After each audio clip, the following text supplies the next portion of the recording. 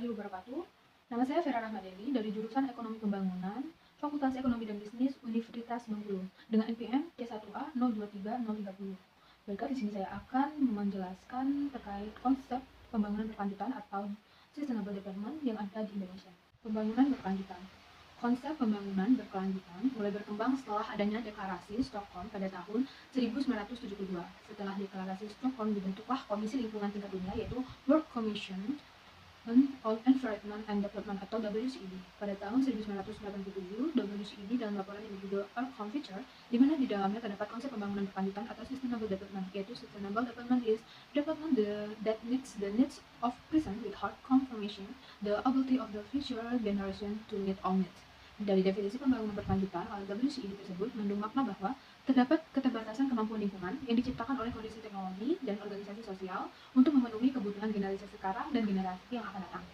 Sedangkan definisi Sustainable Development menurut Perserikatan Bangsa-Bangsa yaitu merupakan pembangunan yang bertujuan untuk memenuhi kebutuhan saat ini tanpa mengurangi kemampuan generasi mendatang untuk memenuhi kebutuhan mereka.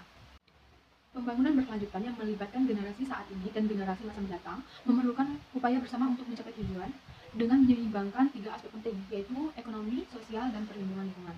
3 aspek tersebut sangat penting dan berpengaruh bagi kesejahteraan masyarakat.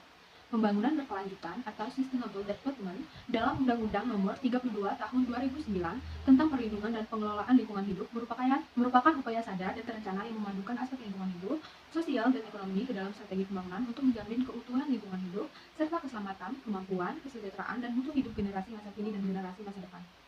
Ada 3 pilar pembangunan berkelanjutan. Yang pertama, dimensi atau pilar sosial merupakan kelanjutan dari MDGs, meningkatkan kualitas pembangunan manusia berkualitas dengan beberapa elemen baru. Yang kedua, dimensi atau pilar ekonomi merupakan pilar baru yang meliputi penyediaan energi untuk semua yang merupakan faktor penting baik untuk pendidikan, pelayanan kesehatan, maupun penanggulangan kemiskinan.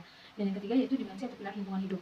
Pilar ini sangat penting dan merupakan landasan dari semangat transformatif dari pembangunan berkelanjutan, di mana lingkungan hidup, alam, dan seisinya merupakan pembatas sehingga seluruh goal sosial dan ekonomi tidak boleh mengganggu kelestarian fungsi lingkungan hidup untuk menopang kehidupan saat ini dan masa depan. Terdapat 17 tujuan dari pembangunan berkelanjutan menurut Sustainable Development Goals oleh Perserikatan Bangsa-Bangsa. Yang pertama, tanpa kemiskinan, mengetas segala bentuk kemiskinan di seluruh tempat. Yang kedua, tanpa kelaparan, mencapai ketahanan pangan dan perbaikan nutrisi, serta menggalakkan pertanian yang berkelanjutan. Yang ketiga, kehidupan sehat dan sejahtera dengan menggalakkan hidup sehat dan mendukung kesejahteraan untuk semua usia. Yang keempat, pendidikan berkualitas dengan memastikan pendidikan berkualitas yang layak dan inklusif, serta mendorong kesempatan belajar seumur hidup bagi semua orang. Yang kelima, mencapai kesetaraan gender dan memperdayakan perempuan. Yang keenam, air bersih dan sanitasi layak dengan menjamin akses atas air dan sanitasi untuk semua. Yang ketujuh, energi bersih dan terjangkau dengan memastikan akses pada energi yang terjangkau bisa diandalkan, berkelanjutan, dan modern untuk semua. Yang ke-8, pekerjaan layak dan pertumbuhan ekonomi dengan mempromosikan pertumbuhan ekonomi berkelanjutan dan inklusif, lapangan pekerjaan yang layak untuk semua. Yang ke-9, industri, inovasi, dan infrastruktur dengan membangun infrastruktur kuat, mempromosikan industrialisasi berkelanjutan, dan mendorong inovasi. Yang ke-10, mengurangi kesenjangan di dalam dan di antara negara-negara. Yang ke-11, kota dan komunitas berkelanjutan dengan membuat perkotaan menjadi inklusif, aman, kuat, dan berkelanjutan. Yang ke-12, konsumsi dan produksi yang bertanggung jawab dengan memastikan pola konsumsi dan produksi yang berkelanjutan. Yang ke-13, penanganan perubahan iklim dengan mengambil langkah penting untuk melawan perubahan iklim dan dampaknya. Yang ke-14, ekosistem laut, perlindungan dan penggunaan samudera dan sumber daya kelautan secara berkelanjutan.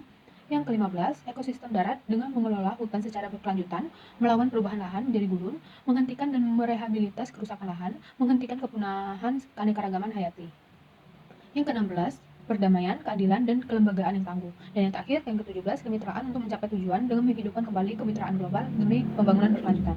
Indonesia berkomitmen untuk melaksanakan Agenda 2030 dengan tujuan untuk menggalakkan upaya untuk mengakhiri kemiskinan, menanggulangi ketidaksetaraan, mendorong hak asasi manusia, dan memberikan perhatian terhadap keterkaitan antara kemajuan sosial dan ekonomi serta perlindungan lingkungan hidup.